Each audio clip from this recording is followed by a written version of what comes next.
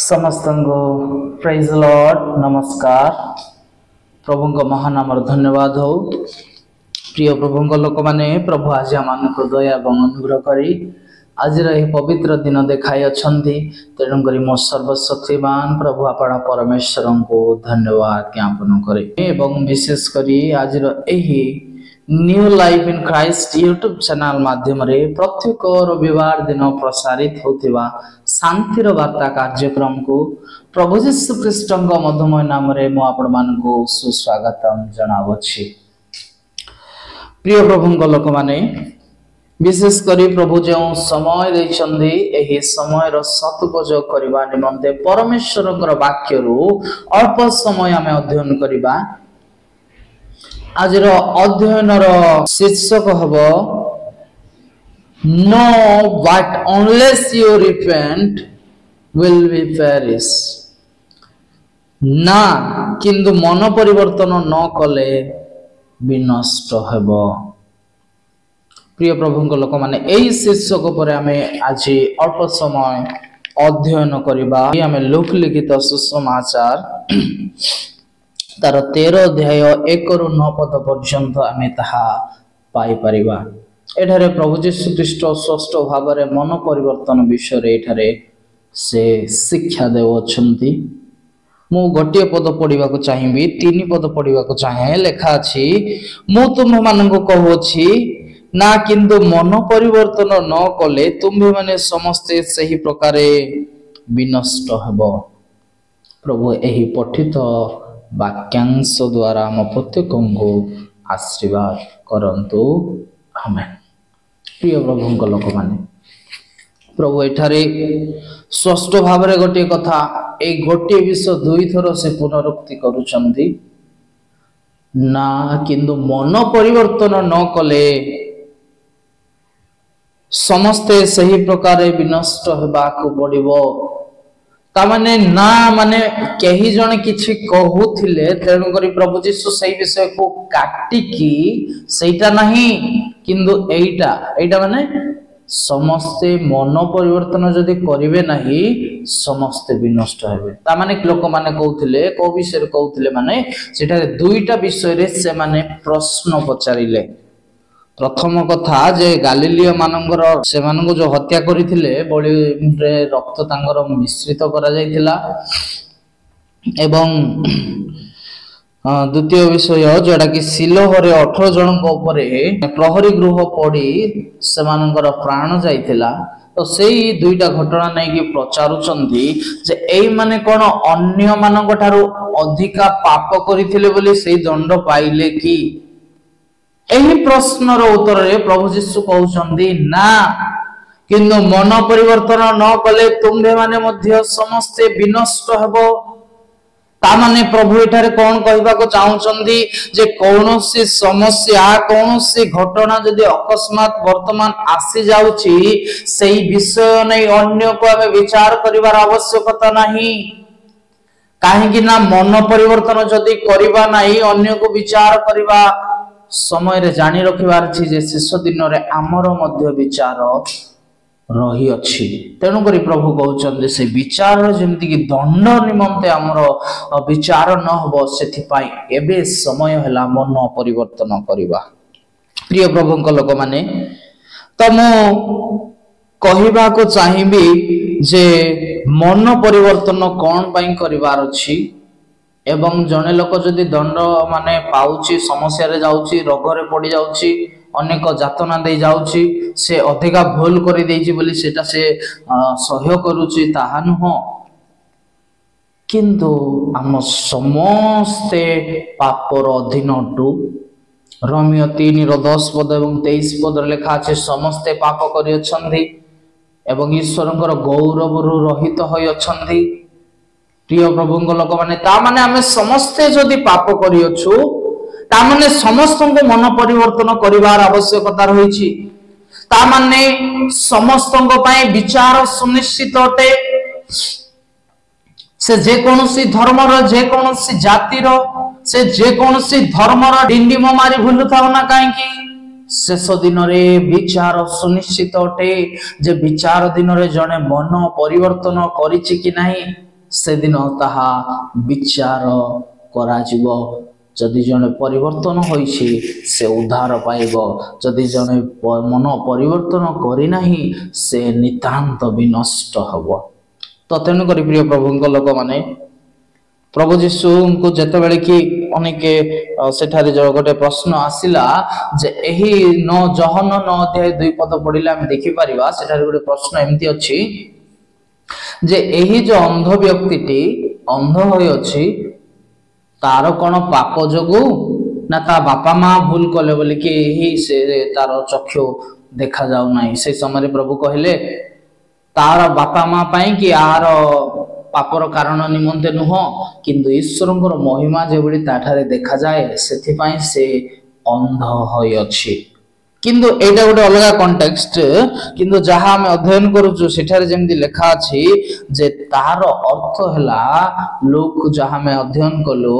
ଯେ ପାପ ସମସ୍ତେ କରିଅଛନ୍ତି, ରୋମିଓରେ ଲେଖା ଅଛି।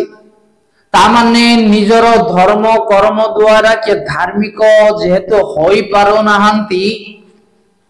ସେଥିପାଇଁ ମନ ପରିବର୍ତ୍ତନ କରିବାକୁ ପଡିବ ଶେଷ ଦିନରେ, ଯେମିତିକି ଦଣ୍ଡ ନିମନ୍ତେ ବିଚାରିତ ନ ହେବା ପାଇଁ। ତେଣୁକରି ପ୍ରିୟ ପ୍ରଭୁଙ୍କ ଲୋକ ମାନେ ଆସନ୍ତୁ ଆମେ ଅଳ୍ପ ସମୟ କେତେ ଗୋଟି କଥା ଦେଖିବା। ଯେ ପ୍ରଥମ ବିଷୟ ଆମେ ଦେଖିବାକୁ ଯିବା ଯେ ରିପେଣ୍ଟାନ୍ସ ଆଣ୍ଡ ଫ୍ରୁଟଫୁଲନେସ, ମନ ପରିବର୍ତ୍ତନ ଏବଂ ଫଳ ଉତ୍ପନ୍ନ। ଯେମିତିକି ପ୍ରଭୁ ଯୀଶୁ ଖ୍ରୀଷ୍ଟ ଏଠାରେ ଆମେ ଯେତେବେଳେ ପୁରା ଅଧ୍ୟୟନ କରିବା, ପ୍ରଥମରେ ପ୍ରଶ୍ନ ଆସିଲା ସମୟରେ ସେ ମନ ପରିବର୍ତ୍ତନ ବିଷୟରେ କହୁଛନ୍ତି, ଦ୍ୱିତୀୟରେ ସେ ଡିମିରି ଗଛର ଉଦାହରଣ ଦଉଛନ୍ତି ଫଳ ଉତ୍ପନ୍ନ କରିବା ନେଇକି। ତ ମୁଁ ଏଠାରେ ଏଇ ପ୍ରଥମ ବିଷୟରେ ମୁଁ କହିବାକୁ ଚାହିଁବି ଯେ ମନ ପରିବର୍ତ୍ତନ ଏବଂ ଫଳ ଉତ୍ପନ୍ନ। ମାଥ୍ୟୁ ଲିଖିତ ସୁସମାଚାର ତାର 3 ଅଧ୍ୟାୟ 8 ରୁ 10 ପଦ ଯଦି ଆମେ ପଢିବା ସେଠାରେ ଆମେ ସ୍ପଷ୍ଟ ଭାବରେ ଦେଖିପାରିବା ଯେ ଜହନ ସେଠାରେ ପ୍ରଚାର କରୁଛନ୍ତି, ଏଣୁ ମନ ପରିବର୍ତ୍ତନର ଉପଯୁକ୍ତ ଫଳ ଉତ୍ପନ୍ନ କର। ପ୍ରିୟ ପ୍ରଭୁଙ୍କ ଲୋକମାନେ, ମନ ପରିବର୍ତ୍ତନର ଫଳ ଉତ୍ପନ୍ନ କରିବା ନିମନ୍ତେ ଜହନ ପ୍ରଚାର କରୁଛନ୍ତି। ତ ଫଳ କଣ ଅଟେ ବୋଲି ଯଦି ପ୍ରଶ୍ନ ଆସିବ ତାହେଲେ ଉତ୍ତର ହେଲା ମନ ପରିବର୍ତ୍ତନ। ପ୍ରଭୁ ଯୀଶୁ ଖ୍ରୀଷ୍ଟ ଯେଉଁ ଉଦାହରଣ ଦଉଛନ୍ତି ଡିମିରି ଗଛର ଫଳ ଯୋଉ ଫଳିନି ଆଉ ଗୋଟେ ବର୍ଷ ଅପେକ୍ଷା କରାଗଲେ ଆଉ ହୁଏତ ଫଳ ଫଳିବ ନହେଲେ କଟାଯିବ, ତାମାନେ ସେ କେଉଁ ଫଳ? ସେଇ ଫଳ ହଉଛି ମନ ପରିବର୍ତ୍ତନର ଫଳ, ପଶ୍ଚାତାପର ଫଳ, ଅନୁତାପର ଫଳ, ପରମେଶ୍ୱରଙ୍କ ନିକଟକୁ ଫେରି ଆସିବାର ଫଳ। ଯଦି ତାହା ସେଇ ଫଳ ଫଳିବାର ଅର୍ଥ ହେଲା ମନ ପରିବର୍ତ୍ତନ କରି ପ୍ରଭୁଙ୍କ ନିକଟକୁ ଆସିବା। ଯଦି ତାହା ଜଣଙ୍କ ଜୀବନରେ ଦେଖାଯାଏ ନାହିଁ ତାହେଲେ ଜାଣିବା ଦରକାର ଅଛି ଯେ ଏବେ ସମୟ ଅଛି ମନ ପରିବର୍ତ୍ତନର ଫଳକୁ ଉତ୍ପନ୍ନ କରିବା ପାଇଁ। ଦ୍ୱିତୀୟ କଥା ହେଲା ପ୍ରିୟ ପ୍ରଭୁଙ୍କ ଲୋକମାନେ, ରିପେଣ୍ଟେନ୍ସ ଆଣ୍ଡ ଜଜମେଣ୍ଟ, ମନ ପରିବର୍ତ୍ତନ ଏବଂ ଅନ୍ତିମ ବିଚାର ବିଷୟରେ ଦେଖିବା। ରୋମିଓ ତାର 2 ଅଧ୍ୟାୟ ତାର 4 ଏବଂ 5 ପଦରେ ଲେଖା ଅଛି, ତୁମ୍ଭେ ମାନେ କି ମନ ପରିବର୍ତ୍ତନ ନ କରୁଣୁ ହୃଦୟକୁ କଣ ଯେ ଅପରିବର୍ତ୍ତିତ ହୃଦୟ ଧରିକି ସେହି ଈଶ୍ୱରଙ୍କର କୃପାକୁ, ସେହି ଈଶ୍ୱରଙ୍କର ଅନୁଗ୍ରହକୁ ତୁଚ୍ଛ ଜ୍ଞାନ କରୁଅଛ, ତାହା କଣ ଜାଣିନାଅ? ଏହା କରିବା ଦ୍ୱାରା ତୁମେ କଣ କରୁଅଛ? ସେ ଶେଷ ଦିନର ବିଚାର ନିମନ୍ତେ କ୍ରୋଧକୁ ସଞ୍ଚୟ କରୁଅଛ। ତାମାନେ ଯୋଉ ଲାଷ୍ଟ ଜଜମେଣ୍ଟ ଅଛି ସେ ଜଜମେଣ୍ଟ ନିମନ୍ତେ ଆମେ କଣ ସଞ୍ଚୟ କରୁଛୁ? କ୍ରୋଧ କଣ ଆମେ ସଞ୍ଚୟ କରୁଅଛୁ କି? ଆମେ ଏଠି ସମୀକ୍ଷା କରିବାକୁ ପଡିବ। ପ୍ରେରିତ ପାଉଲ କହୁଛନ୍ତି ଯେ ଈଶ୍ୱରଙ୍କର କୃପା ଯେ ତୁମକୁ ମନ ପରିବର୍ତ୍ତନ ଆଡକୁ ଘେନି ଯିବାକୁ ଚେଷ୍ଟା କରେ, ଏହା ନ ଜାଣିକି ତମେ କଣ ତାକୁ ତୁଚ୍ଛ କରୁଅଛ? ତେଣୁକରି ପ୍ରିୟ ପ୍ରଭୁଙ୍କ ଲୋକମାନେ, ଯଦି ଏମିତି ଆମେ କରୁଛୁ ମନ ପରିବର୍ତ୍ତନ ନ କରିବା ବଦଳରେ ନିଜ ଉପରେ ଆଉଜି ପଡି ଈଶ୍ୱରଙ୍କର ସେହି ବିଷୟକୁ ଯଦି ଆମେ ଘୃଣା କରୁଅଛୁ ତାହେଲେ ନିତାନ୍ତ ଭାବରେ ଶେଷ ଦିନରେ ସେଇ ଦଣ୍ଡ ପ୍ରାପ୍ତ ନିମନ୍ତେ ଏବେଠାରୁ ଆମେ ସଞ୍ଚୟ କରି ରଖିଲା ଭଳିଆ ସେଇଟା ରହୁଅଛି। ତ ମୁଁ ଏଠାରେ ତୃତୀୟ ବିଷୟ କହିବାକୁ ଚାହିଁବି, ଗୁଡ୍ ଫ୍ରୁଟ୍ and judgment, ଉତ୍ତମ ଫଳ ଏବଂ ବିଚାର ବିଷୟରେ ଆମେ ଦେଖିବା। ତାହା ଲେଖା ଅଛି ମାଥ୍ୟୁ ତାର 7 ଅଧ୍ୟାୟ 16 ରୁ 20 पद पर्यंत जदि आमे पढ़िबा सेठारे पाई परिबा 19 पदर लेखा अछि जे कोनोसी गछ फल भल फल न फळे ताहा हणा जाय नियारे पका जाए ता माने शेष दिन रे विचार सुनिश्चित अटे आ से विचार दिन रे जदि मनुष्य माने मन परिवर्तन करिवे नाही अर्थात मु जेमति कि प्रथम रे कहले फलर अर्थ होला मन परिवर्तन ता माने मन परिवर्तन फल जदि आमे उत्पन्न करूना हो और मन परिवर्तन फल को जदि आमे धारण करूना हो ता माने से गछ हानि की कटा जाय जेमते नियारे पका जीवो सेमति एका से विचार दिन रे दंड प्राप्त हेबा सुनिश्चित होते तेनु करी से दंडर रक्षा पाइबा कहले फल धारण करबा को पड़िबो आ से फल होची मन परिवर्तन रो फल पश्चाताप अनुताप पुनर्जन्म अर्थात ईश्वर निकट को फेरी आसीबा होची प्रकृत मन परिवर्तन अटे प्रिय प्रभु लोक माने जदि आमे देखिबा चतुर्थ विषय लेखा अछि गॉड्स पेशेंस आम पई ईश्वरंकर अपेक्षा आमे ताहा पाई परिबा द्वितीय पीतर तार 3 अध्याय जदि आमे पढ़िबा सेठारे लेखा अछि जे ईश्वरंकर आगमन कोन पई विलंब होछि 3 अध्याय तार 9 पदर लेखा अछि विलंब बोली जेपरि केतेक भाबंती प्रभु आपना प्रतिज्ञा विषय रे सेपरि विलंब करंती नाही किंबा जेपरि केही विनष्ट न होंती बरं समस्ते मन परिवर्तन करंती एहा इच्छा करी से तुम्भ मानंग प्रति दीर्घ सहिष्णु अटंती प्रिय प्रभुंक लोक माने आमे केडे भाग्यवान बारंबार आमे सुजोग परे सुजोग पाई चली आसी अछु किंतु एबे ही अनुग्रहर समय एबे ही आमर जीवनर परिवर्तन हबार समय मनर परिवर्तन हबार समय जदि एबे आमे एही सुजोगर सद्व्यवहार करिकि आगमन पूर्वर मन को परिवर्तन जदि करूना हो ताहले धिक आमर जीवन जे सत समय सदुपयोग आमे करि जानि पारुना हो प्रिय प्रभुंक लोक माने मु कहिबा को चाहिबी कारण प्रभुंकर आगमनर विलंब एथि पई होछि जेमति कि समस्त रक्षा प्राप्त होंतु जदि आमे पढिबा तार जिहिजिकल 33 अध्याय 11 पदरे षष्ठ भावरे लेखा अछि जे प्रभु कहउचंदी दुष्टर मरण रे आंभर संतुष्ट नाही काहे कि ना से माने जेमति कि फेरी की बंचिबे ताहा आमे बांछा करूछु ताहा में इच्छा करूछु प्रभु यहा कहउछंदी प्रिय प्रभुंक लोक माने ता माने जणे हेले व्यक्ति जणे हेले पापी जणे हेले मनुष्य जेमति कि नष्ट न होई जिवो दंड जेमति कि न पाइबो सेति पाए प्रभु आज भी अपेक्षा करिचंदी प्रभुंक निकट को जेमति कि आमे समस्त फेरी की जीवा मन परिवर्तन करिबा प्रकृत फल को धारण करिबा आपण आपणार पाप को स्वीकार करी ईश्वर निकट को फेरी आसीबा सेति पाए प्रभु आज भी अपेक्षा करिचंती एबे समय अछि प्रभु यीशु कहउचंदी आम्भे शीघ्र आसुछु ता माने यीशु ख्रीष्टंकर आगमन सन्निकट अटे एही अंतिम समय रे एही जुगांत समय रे जेमति कि आमे विनष्ट विनाश प्राप्त न होबा सेदि माय प्रभु एबे अपेक्षा करिचंदी आम प्रत्येकंगु से जे कोनोसी धर्मावलंबी हो से जे कोनोसी धर्मर डिंडिम मारुथाओ किंतु यीशु ख्रीष्टंगु जदि जने व्यक्ति ग्रहण करिवो नाय मन परिवर्तन करिवो नाय ता पाए विनाश सुनिश्चित अटे तेनु करी एबे समय अछि ईश्वर निकट को फेरी आसीबार एबे जदि आमे परिवर्तन हो नाउ ताहले धिक आमर जीवन शेष थर पाई मध्ये प्रभु आम प्रत्येकंगु सचेतन करूछंदी मन परिवर्तन करिवा पाई आमे ताहा पाई परिबा प्रकाशित वाक्य 2 अध्याय 5 पदर लेखा अछि कॉल टू रिपेंटेंस मन परिवर्तन निमंते आह्वान करा जाउछि लेखा जाय एने केउ ठारु तुंबर पतन होय अछि ताहा स्मरण करी मन परिवर्तन कर वाद्य कर्म सब कर नहिले जेबे मन परिवर्तन न कर तबे आम्भे तुंभ निकट को आसी तुमर प्रदीप स्थान गुंछाई देबो ता माने प्रभु प्रदीप गुंछाई देबा पूर्वरु प्रभु जो समय देइछन्ती एही सुजोग देइछन्ती एही सुजोगर सद्व्यवहार जदि आमे करिकि मन परिवर्तन करूछु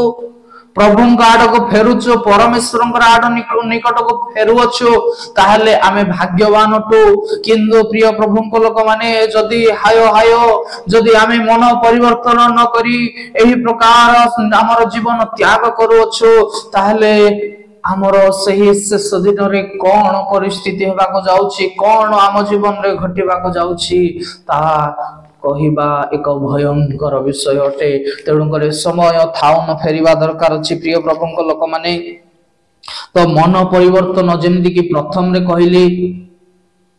फल धारण करिबा विषय रे ता माने फल कोन बोली कहले मन परिवर्तन करिबा जे प्रकृत फल एबे प्रश्न होला मन परिवर्तन माने कोन तो मु कहिबा को चाहिबी अनेक हुए तो अनेक अनेक चिंता करिथिबा जे प्रकृत मन परिवर्तन माने कोन बोली कहले एबे जेमति कि हमें अनेक हुए तो उत्तम काम करूथिबा उत्तम धर्म कर्म करूथिबा हां प्रार्थना उपासना रे जग दउथिबा मंडली रो नेतृत्व नउथिबा किंतु प्रिय प्रभुଙ୍କ लोक माने एही प्रकार भाव रे हमें उपवास करूथिबा प्रार्थना करूथिबा विभिन्न भाव रे कोन कहबा गले दान धर्म करूथिबा चैरिटी करूथिबा मंडली रे न थाई मध्ये अन्य माने मध्ये एही प्रकार अनेक धर्म कर्म करूछंती अनेक लोक माने निशार मुक्त होइछंती अनेक अन्य विश्वास रे थिबा भाई भौणी माने मध्ये अनेक शांति रे अनेक श्रृंखल जीवन बितौछंती किंतु से दिन दुई जन व्यक्तिंकर उदाहरण म देबी प्रथम व्यक्ति है निकोदेम द्वितीय व्यक्ति है से धनी जुबा जे माने कि आसिकी प्रभु यीशु ख्रीष्ट को प्रश्न करथिले धनी जुबा जेते बेले कि आसी कहउचंदी मो सब उत्तम कार्य करी अछि ता माने से जहा जहा करिथिला से कहिला माने ईश्वरंकर व्यवस्था को मो पालन करिछि बोली से कहउछि किंतु ता जीवन रे गोटे विषय ओना थिला आ द्वितीय है निकोदेम मध्य से जने शास्त्रज्ञ थिला से जने धर्मगुरु थिला से अन्य को उपदेश दउथिला शिक्षा देउथिला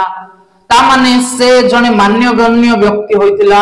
से गोटे हाई पोस्ट रे थिला तांको लोक माने कोन जे सम्मान दउथिले से जने भद्र लोक थिला उत्तम चरित्रवान व्यक्ति हेतिला किंतु प्रश्न हला तार जीवन रे परित्राण उपस्थित होय अछि कि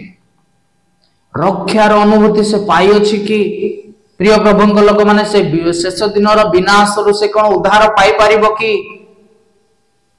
किंतु ताहा यीशु ख्रीष्टଙ୍କ बिना असंभव तेनु करी से यीशु को आसी पचारिबा समय रे प्रभु यीशु तांको पुनर्जन्म विषय कहउचंदी ता माने मन परिवर्तन करी नवा जन्म प्राप्त हेबा प्रत्येकंकर आवश्यकता रहिछि उत्तम शिक्षा अन्य को देबा निजे मध्ये ताहा पालन करिबा अवस्था रे से थिले भी तांको जीवन रे किछि गोटे उणा थिला सेटा होचे मन परिवर्तन करिबा पुनर्जन्म प्राप्त हेबा हेले मन परिवर्तन कोन बोले आमे ताहा पढि पारिबा रोमियो 10 अध्याय 9 एवं 10 पद पढिले जानि पारिबा लेखा अछि तेडे तुमे जदि मुखरे यीशु को प्रभु बोले स्वीकार करिवो आ ईश्वर ताहांगो मृत मानंग मध्य उठाई अछंदी बोले हृदय रे विश्वास करिवो तेबे परित्राण प्राप्त हेबो कारण धार्मिकता प्राप्ति निमंते मनुष्य हृदय रे विश्वास करे परित्राण प्राप्ति निमंते मुखरे स्वीकार करे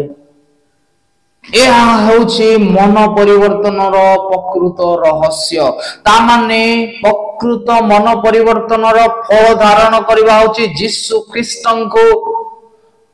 मुखरे स्वीकार करी हृदय रे विश्वास करी तांको ग्रहण करबा प्रकृत मन परिवर्तन अटे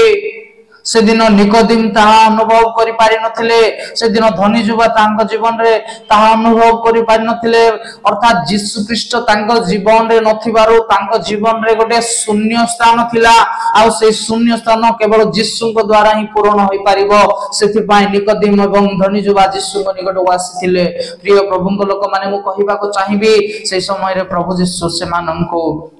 नुआ जीवन अनुभूति विषय रे कहिथिले निकोदेम को से परित्राण अनुभूति विषय रे पुनर्जन्म विषय रे शिक्षा देथिले आज मध्य प्रभु यीशु हमको कहउचंदी ना मन परिवर्तन न कले समस्ते भी नष्ट हेबे। ता माने अन्य को विचार करूछु जे आमे माने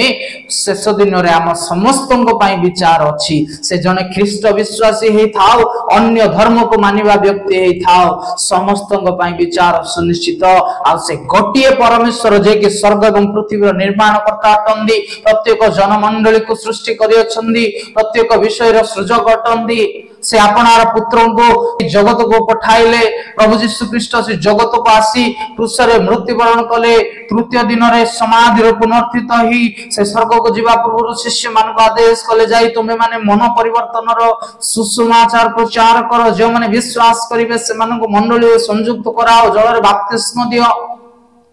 एवं से मान को शिष्य करो, आगमन निमंते प्रस्तुत कराओ। मुझे भली स्वर्ग को जाउछि आ शीघ्र मंडली को नेबा को आसीबी। तेणु करी प्रिय प्रभुंक लोक माने प्रभु यीशु कहउछन्दी आमे शीघ्र आसुछु। ता माने प्रभु शीघ्र आसीबा को जाउछन्दी। तेणु करी तांकर आगमन सन्निकट होइथिबारु आम प्रत्येक समीक्षा करिबा दरकार अछि। आमे हुए तो उत्तम कर्म करूथाओ, निशामुक्त जीवन बिताउथाओ, भलो चरित्रवान व्यक्ति हे थाओ, समाज रे प्रतिष्ठित व्यक्ति हे थाओ, किंतु यीशु को जदि आमे ग्रहण करिनु, यीशु ख्रीष्ट हृदय रे जदि स्थान देइनु, ता माने आम जीवन शून्य होई के रहिछि। ता माने आम जीवन फल शून्य होई रहिछि। ता माने आमे मन परिवर्तन करिनाउ, ता माने आमे यीशु को ग्रहण करिनाउ। एबे सुजोग अछि प्रिय प्रभुंक लोक माने फल धारण करिवार, मन परिवर्तन करिवार, यीशु हृदय रे स्थान देवार।